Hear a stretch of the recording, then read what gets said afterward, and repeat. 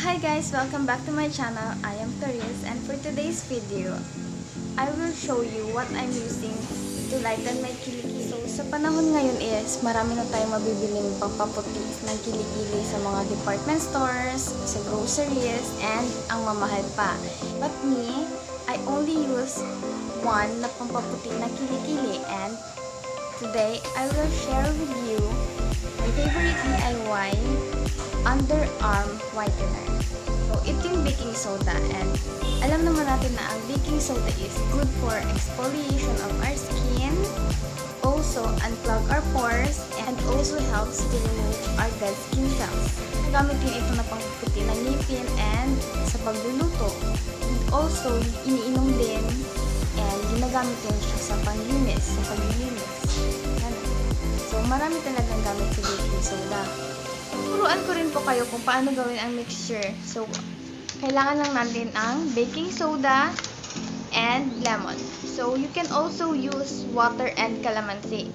Pero ako, mas gusto ko gamitin yung lemon. So, lemon yung gagamitin ko ngayon. In a small container, ihalo lang natin ang half spoon ng baking soda and half spoon ng lemon juice.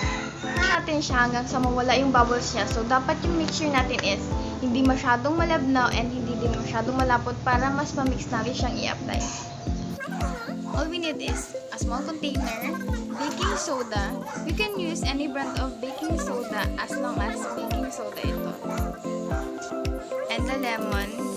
We put a half spoon of baking soda in the container and a half spoon of lemon juice.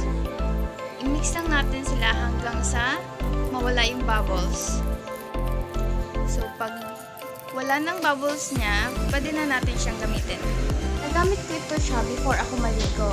So, ina-apply ko siya not just on my kilikili but also on my knee, elbows, inner thigh. So, ina-apply ko siya. So, binababad ko siya ng 3 to 5 minutes before banlawan. After using this method, don't forget to moisturize your skin, especially your armpits, kasi sensitive yung skin natin sa kilikili. So, you can use this method 3 to 4 times a week to see the result effectively. So, I hope you guys like this video.